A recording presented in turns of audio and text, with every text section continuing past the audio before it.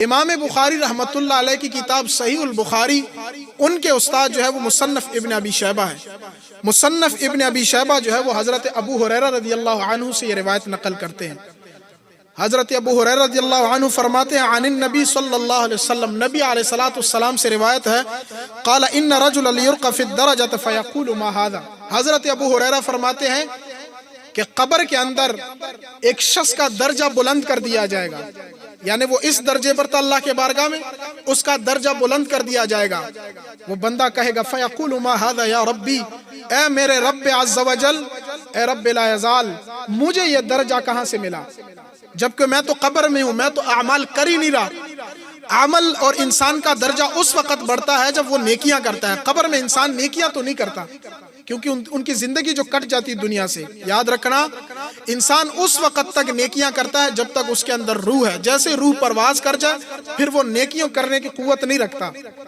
تو وہ شخص کہے گا یا رب العالمین، میرا ایک درجہ بڑھا دیا گیا، میرا مقام اونچا کر دیا گیا۔ ما ھذا یا رب العالمین، میرے رب یہ کہاں سے، یہ کرم آپ نے کیوں کیا مجھ پر؟ تو حدیث پاک میں آتا ہے، نبی علیہ الصلوۃ والسلام فرماتے ہیں اللہ تعالیٰ ان کو کہے گا باستغفار والدک من بعدک، تمہاری اولاد آپ کے لیے مغفرت کی دعائیں کرتے رہے۔ تو اس سے یہ پتہ چلا کہ اگر آپ کے محلے میں قبرستان نزدیک ہے تو آپ ہر فجر کی نماز کے بعد ایک دفعہ والدہ یا والدین کی قبر پہ کھڑے ہو کر ضرور بے ضرور ان کے لیے استغفار کی دعا کیا کریں۔ آپ کی دعائیں اللہ تعالیٰ ان تک پہنچاتے، ان کو راحت محسوس ہوتی ہے۔ اب یہ تو دعا کا معاملہ ہوگا، یہ تو اتفاقی مسئلہ ہے، اس میں کسی کا اختلاف نہیں، آپ والدین کے لیے دعا کر سکتے ہیں۔ پہلے زمانے میں غلامی کی زندگی ہوا کرتی تھی، اور ایک غلام مسلمان کو آزاد کرنا اس کا بے حد اجر ہے اللہ کے بارگاہ میں۔ ایک مسلمان ہے، کسی کافر کا اگر وہ غلام ہے تو نبی علیہ الصلوۃ والسلام زیادہ جو ہے وہ ترغیب فرمایا کرتے تھے صحابہ کو کہ جو امیر ہے کہ آپ ان کو پیسے دے کر ان کو کافروں کی سے جنگل سے جو ہے وہ چھڑا دے تاکہ وہ آزادانہ زندگی اختیار کر سکے۔ تو اس کا بہت اجر ہے۔ یہی مصنف ابن ابی شیبہ میں یہ روایت موجود ہے 3 جلد میں کہ نبی اکرم سید عالم صلی اللہ علیہ وسلم کے پاس ایک شخص آئے اور انہوں نے عرض کیا یا رسول اللہ اعتق عن ابی وقد مات، میرے والد مکرم دنیا سے پردہ فرما گئے، میں ان کی طرف سے یہ نیکی کر سکتا ہوں کہ کسی غلام کو کفار کے جنگل سے آزاد کر دوں، اس کا جو اجر میرے والد کو پہنچے گا؟ نبی علیہ السلام نے فرمایا نعم، آپ کا یہ اجر ضرور بے ضرور ان کو پہنچے گا۔ تو یہ اتفاقی مسئلہ ہے، اس اسلام کے اندر ایصال ثواب للاموات پر کسی کا کوئی اعتراض موجود نہیں ہے۔ تو اس لیے آپ خوش نصیب ہیں کہ آپ اس عقیدے سے تعلق رکھتے ہیں تاکہ آپ کے بچے آپ کے مرنے کے بعد آپ پر جو ہے وہ آپ کے لیے صدقات اور خیرات کر سکے، غریبوں کی مدد کر سکے، ان کا اجر ان تک پہنچا جاتا ہے۔ حتیٰ کہ اما عائشہ رضی اللہ عنہا نے یہ بھی فرمایا انہو سأل رسول اللہ، نبی علیہ الصلوۃ والسلام سے کسی نے سوال کیا، فقال یا رسول اللہ اذن تصدق عن موتنا، کیا میں صدقہ دے سکتا ہوں اپنے مردگان کی طرف سے؟ صدقہ 2 طرح کا ہے، ایک صدقہ واجبہ ہے اور ایک صدقہ نفلیہ ہے۔ صدقہ واجبہ اس صدقے کو کہتے ہیں اگر کسی نے نظر مانی کہ اگر اللہ تعالیٰ نے میرا یہ کام کیا تو میں اللہ کے راہ میں اتنے پیسے دوں گا، یا مسجد میں اتنے پیسے دوں گا، یا کسی غریب کی اتنی مدد کروں گا، اس کو نظر کہتے ہیں۔ کسی نے نظر مان لی، پھر آپ کا وہ کام رب تعالیٰ نے پورا کر دیا تو پھر آپ پر یہ لازم ہے، آپ پر یہ بات واجب ہے کہ آپ اللہ کے بارگاہ میں پیسے دیں، کیونکہ آپ نے رب سے وعدہ جو فرمایا۔ اور ایک ہوتا ہے صدقہ نفلی، یہ جو آپ آج ابھی کھانا کھائیں گے اور جو اہل خانہ نے اپنے مردگان کے لیے ایصال ثواب کیا ہے، اس کو کہتے ہیں صدقہ نفلیہ۔ یہ امیر غریب دونوں کھا سکتے ہیں، اور صدقہ واجبہ صرف اور صرف مستحقین جو غریب اور مسکین لوگ ہیں ان کے لیے جائز ہے، امیر لوگوں کے لیے کھانا اس کی جائز نہیں ہے۔ تو کہنے کا مقصد یہ ہے کہ نبی علیہ الصلوۃ والسلام کے پاس ایک شخص آئے، انہوں نے عرض کیا یا رسول اللہ میں اپنے والدہ کی طرف سے یا والد کی طرف سے صدقہ دے سکتا ہوں، وتحجنا، اور میں ان کی طرف سے حج کر سکتا ہوں، وندعو الیہم، اور یہ ان تک پہنچے گا، ان کے لیے دعا کروں حج جا کر اور انہی کے نام سے حج کروں، یہ پہنچے گا۔ فہل یصل ذلک الی، یا رسول اللہ یہ ان تک ایصال ہو جائے گا، یہ ثواب پہنچے گا؟ نبی علیہ السلام نے فرمایا نعم، نبی علیہ السلام نے فرمایا ضرور بھی ضرور پہنچے گا۔ اور پھر آگے نبی علیہ السلام فرماتے وَيَفْرَحُونَ بِهِ، اور یہ ثواب جب ان کے بارگاہ میں پیش کیا جائے گا وہ خوشی سے تلملا اٹھے گا، ان کو اتنی خوشی ہوگی۔ کما یفرح احدکم بالطبق اذا اهتدى الیہ، یہ وہ بندہ کو جب آپ اجر اور اصال کریں گے وہ بندہ ایسے خوش ہوگا جیسے اس دنیا میں کوئی شخص کسی کو پھلوں کی جو ٹوکری ہے وہ تحفے میں عطا فرماتا ہے۔ یہ حضرت انس رضی اللہ عنہ سے روایت۔ تو مقصد کہنے کا یہ ہے کہ جو آپ کا یہ عمل ہے جو آپ کر رہے ہیں اس میں شرعاً کوئی قباحت نہیں ہے، کوئی قباحت نہیں۔ کوئی بندہ اٹھ کر یہ نہیں کہہ سکتا کہ یہ تو رسول اکرم سید عالم صلی اللہ علیہ وسلم نے نہیں کیا۔ حضرت سعد ابن عبادہ نبی علیہ السلام کے بارگاہ میں آئے، عرض کی یا رسول اللہ میری والدہ اس دنیا سے پردہ فرما گئی اور میں حالت سفر میں تھا، میں جب واپس اپنے گاؤں آیا میری والدہ دنیا سے پردہ فرما گئی تھی، فہل یصل ذلک الیک، میں ان کے لیے کوئی نیکی کر کے اجر پہنچا سکتا ہوں؟ تو حضرت سعد ابن عبادہ سے نبی علیہ السلام نے فرمایا کہ ہاں آپ جو بھی کریں گے ان تک اجر پہنچے گا۔ پھر سعد ابن عبادہ رضی اللہ عنہ نے ایک کنواں یہودی سے خرید کر ان کو مسلمانوں کے لیے عام کر دیا۔ پانی کا سسٹم مدینہ میں اس وقت بہت تنگی تھی مسلمانوں کے، آج بھی مدینہ المنورہ میں وہ کنواں موجود ہے اور اس کا نام ہے بیر ام سعد، حضرت سعد رضی اللہ عنہ کے امی کا کنواں، کیونکہ ان کے نام سے جو جس طرح آج کل کوئی ٹھنڈے پانی کا کولر لگوائے پھر اوپر ایصال ثواب اپنے والد کا نام لکھ دیتے ہیں، یہ بالکل جائز ہے، یہ صحابی کا عمل ہے۔ آج بھی اللہ تعالیٰ آپ اور ہمیں مدینہ المنورہ لے جائے، آپ وہاں کے رہنے والوں سے پوچھو گے کہ بیر ام سعد کہاں پر ہے، وہ آپ کو وہ علاقہ دکھا دیں گے کہ یہ وہ سعد رضی اللہ عنہ نے اپنی والدہ کو دنیا سے پردہ کرنے کے بعد آزاد کر کے مسلمانوں کے لیے عام کیا تھا۔ تو اس لیے آپ کا یہ عمل مستحسن اور مستحب عمل ہے۔ دوسری بات یہ ہے کہ ہم سب جو ہے وہ مسلمان ہیں، ہمیں والدین کی قدر اور احترام بہت ضروری ہے۔ اسلام نے اتنے زیادہ حقوق والدین کے بیان فرمائے ہیں کہ ہم سوچ تک نہیں سکتے۔ اسلام سے آنے سے قبل اماں کا یہ عالم تھا کہ اگر والد فوت ہو جاتا اور ماں اچھے گھرانے یعنی امیر گھرانے سے ہوتی تو بڑا بیٹا اپنی ماں سے نکاح کر بیٹھتا تھا، یہ جہالت کا عالم تھا، اور اگر وہ غریب گھرانے کا ہوتی تو اس کو بازاروں میں جا کر جو ہے وہ بیچ دیا جاتا، غلامی کی زندگی، یا پھر جنگلات میں چھوڑ کر آ جاتے۔ یہ اسلام سے قبل عورت کی جو ہے وہ عزت تھی۔ یہ تو نبی علیہ السلام نے آ کر فرمایا کہ اے رسول اللہ کے امتی، آپ نے آ کر یہ فرمایا کہ او جلو ان کے قدموں کے نیچے تو جنت ہے، ان کو جو راضی کرے گا وہ جنت کا مستحق ہوگا۔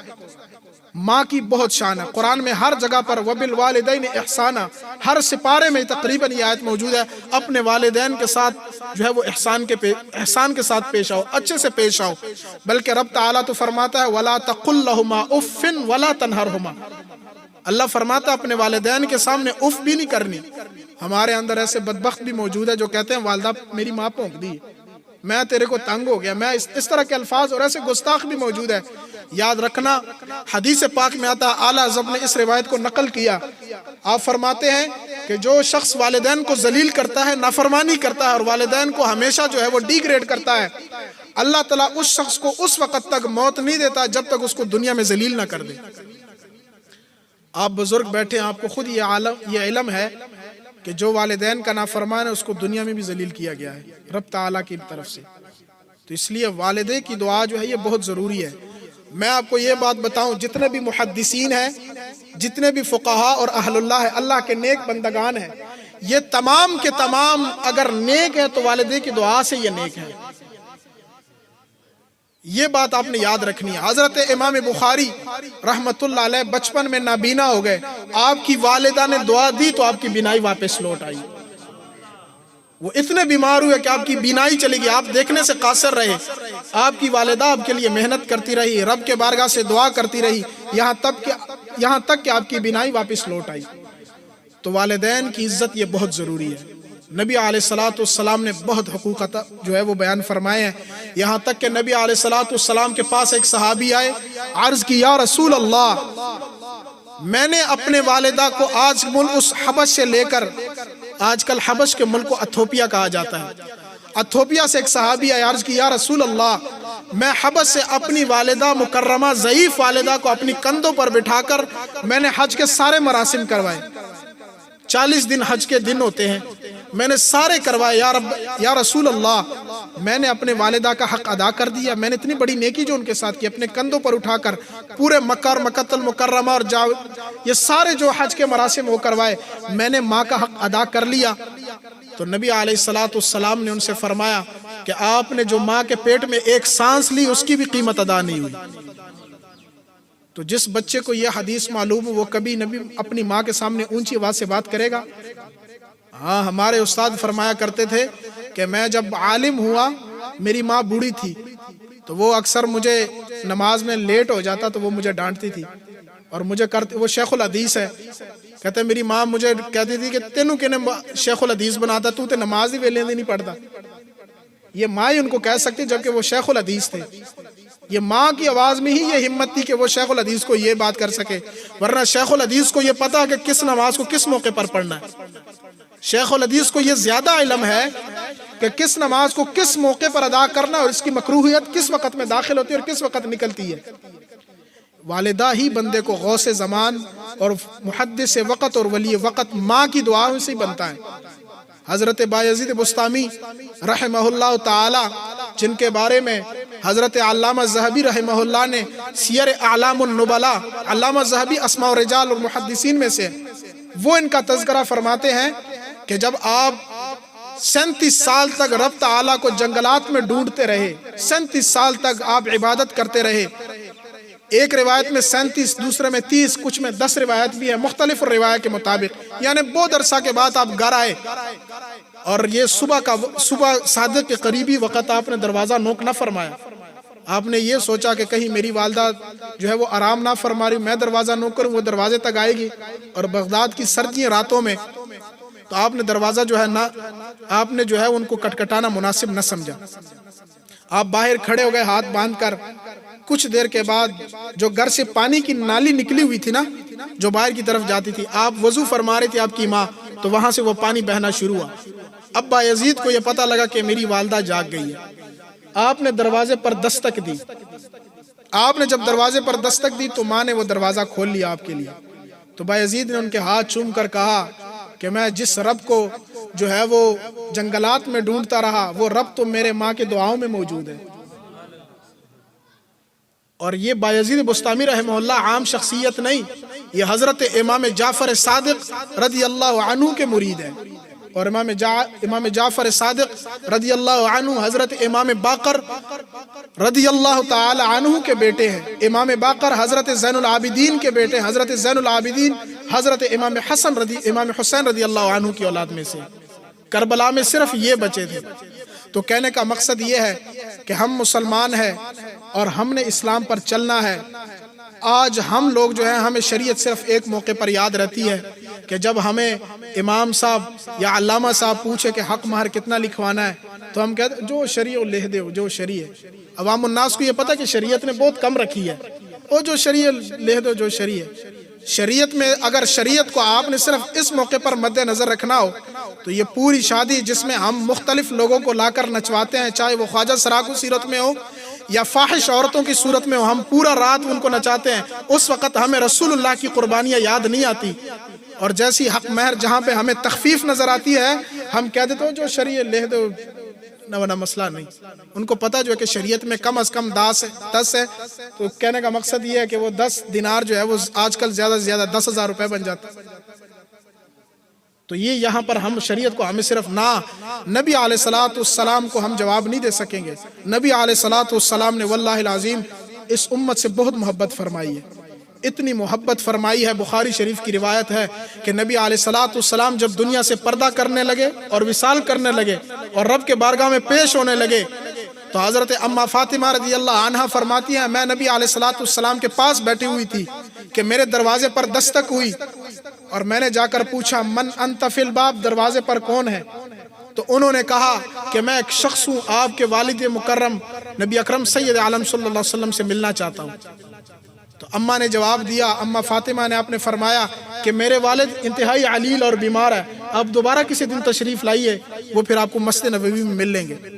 اماں فرماتی میں واپس کمرے میں آ کر بیٹھ گئی، نبی علیہ الصلوۃ والسلام شدید بخار میں مبتلا ہے، اتنے بخار میں آپ مبتلا ہیں، حضرت اما عائشہ فرماتی ہے کہ میں کپڑا گیلا کر کے پانی میں آپ کے پیشانی پر رکھنے کی دیر ہوتی تھی وہ واپس خشک ہو جاتی تھی، اتنے انتہائی علیل تھے۔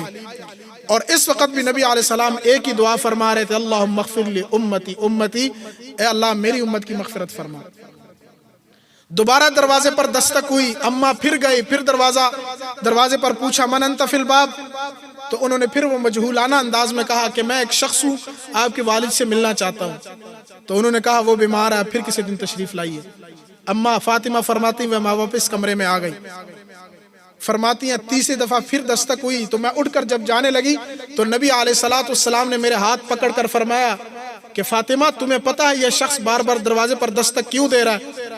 तो हजरत अम्मा ने फरमाया कि मुझे तो इल्म नहीं या रसूलल्लाह, आप ही को इल्म है। तो नबी अलैहिस्सलाम ने फरमाया कि ये इज़राइल है, अब आकर मेरे रूह को कब्ज़ करके आपको हमेशा के लिए यतीम कर जाएगी। और ये नबी अलैहिस्सलाम की शान है, इज़राइल कभी किसी से पूछकर दाखिल नहीं होता, जितने भी नबी आए, ये नबी अलैहिस्सलाम की शान है कि आप दरवाजे पर दस्तक देकर दाखिल होकर फिर रूह कब्ज़ फरमाएंगे। ये नबी अलैहिस्सलाम की अजमत है। 1,24,000 कमो पेश पैगंबरों में किसी के साथ ये वाक़या पेश ना आया। आपने दरवाज़ा खोला, हज़रत इज़राइल अलैहिस्सलाम दाखिल हुए तो नबी अलैहिस्सलाम से जब वो रूह कब्ज़ करने लगे और अल्लाह के बारगाह में लेकर जाने लगे तो नबी अलैहिस्सलाम ने कहा किफ़ या इज़राइल, ठहरो इज़राइल। ये रसूलुल्लाह सल्लल्लाहु अलैहि वसल्लम की अजमत है कि वो इज़राइल को कहो अभी ठहरो।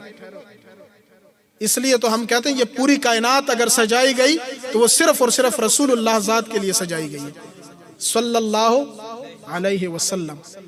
तो हज़रत नबी अलैहिस्सलाम ने उनसे कहा कि मेरा जब ये आखिरी वक्त ज़नक़दन शुरू हुआ तो मैंने नबी अल्लाह ताला के बारगाह में ये अर्ज़ की कि या रब्बल आलमीन, मैं तो दुनिया से चला जाऊंगा, आपकी तरफ आ जाऊंगा, आपके बारगाह में मैं हाजिरी दे दूंगा, आप मुझे ये बताएं कि मेरी उम्मत का क्या बनेगा, मेरी उम्मत का क्या बनेगा।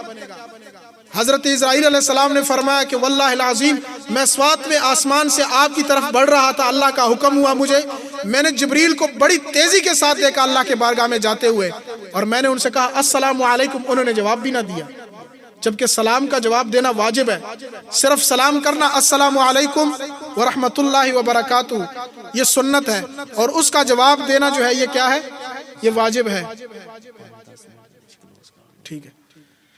तो हजरत जिब्रील अमीन वापस आए और जिब्रील अमीन ने अर्ज किया या रसूल अल्लाह, रब ताला ये फरमा रहा है कि अगर आपका उम्मती मरने से पहले 1 महीना पहले तौबा कर जाए, और ऐसी तौबा जिसके बारे में रब फरमाता है तौबतुन नसूहा कि मैं दोबारा गुनाहों की तरफ नहीं बढ़ूंगा।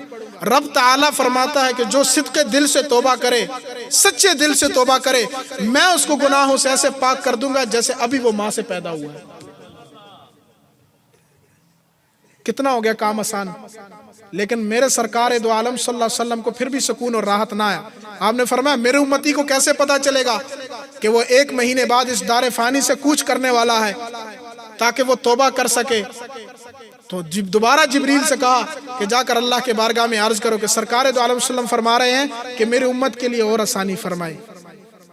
तो फिर जिब्रील आए, फिर अर्ज किया या रसूल अल्लाह, अल्लाह ताला फरमा रहे कि अगर मरने से 1 हफ्ता भी पहले वो गुनाह से तौबा कर जाए, जो सदियों पुराना गुनाहगार हो, रियाकार हो, सियाकार हो, जिनाकार हो, हर तरह का गुनाह कर चुका हो, अगर वो सिद्क़े दिल से रब के बारगाह में सजदे के साथ तौबा करता है तो अल्लाह ताला उसको ऐसे पाक कर देगा जैसे अभी वो दुनिया में तशरीफ लाया है।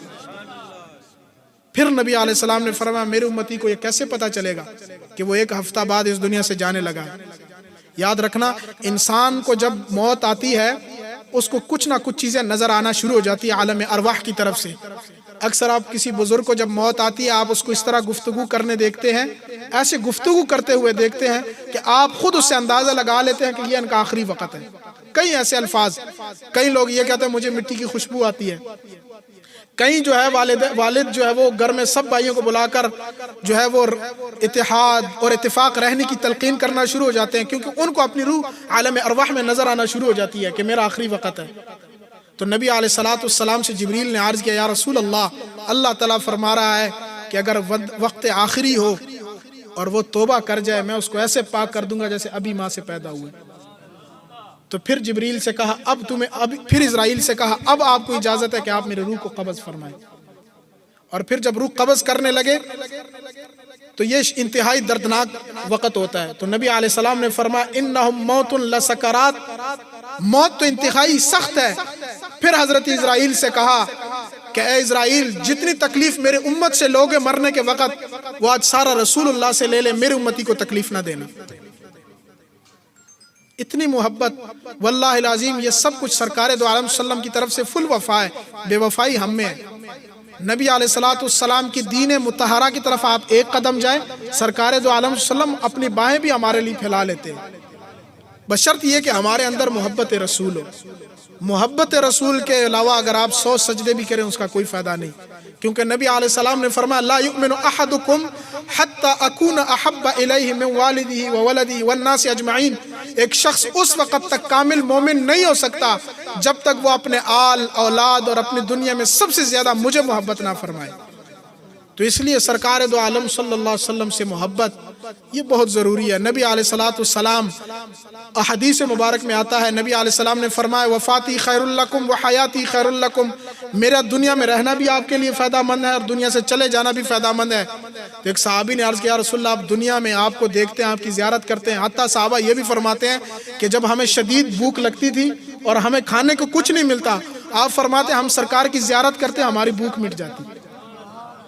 تو صحابی نے کہا آپ کو دیکھتے ہیں، آپ سے دین سیکھتے ہیں، اللہ کا فرشتہ اتر کر آپ کو جو ہے وہ قرآن آپ پر اتارتے، آپ جب دنیا سے بظاہری پردہ فرما لیں گے تو ہم تو ذلیل اور خوار ہو جائیں گے۔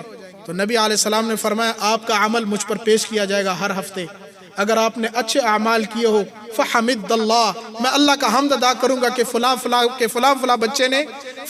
کے بچے نے مجھ پر جو ہے وہ نیک اعمال کیے یا مجھ پر درود شریف کا نذرانہ پیش کیا، فحمد اللہ، میں اللہ کا حمد ادا کروں گا۔ اور اگر آپ لوگوں نے گناہیں کی ہوں تو فاستغفر لہم، پھر قبر میں آپ کے لیے دعائے مغفرت طلب کیا کروں گا۔ تو آج بھی اگر یہ امت عذاب سے جو ہے وہ بچا ہوا ہے، پہلے امتوں نے ایک ایک گناہ کیا، اللہ نے ان کو روئی زمین سے فنا کر دیا، نبی علیہ السلام کی امت ہر طرح کے گناہ میں مبتلا ہے، پھر بھی اس طرح قائم اور دائم ہے۔ اس کی وجہ ہمارے عمل نہیں، اس کی وجہ رسول اللہ کی ذات مبارکہ ہے۔ تو اس لیے نبی علیہ السلام پر درود کی کثرت کیا کرے، بغیر درود کی کثرت کیے آپ کا ایک عمل بھی قبول نہیں ہو سکتا۔ جب تک حضرت عمر رضی اللہ عنہ فرماتے ہیں کہ جب انسان دعا مانگتا ہے تو وہ آسمان اور زمین کے درمیان معلق ہو جاتا ہے، کھڑا ہو جاتا ہے، ایسے ہل رہا ہوتا ہے، جیسے ہی آپ پیچھے درود کا نذرانہ پیش کرتے وہ جا کر عرش پر قبول ہو جاتا ہے۔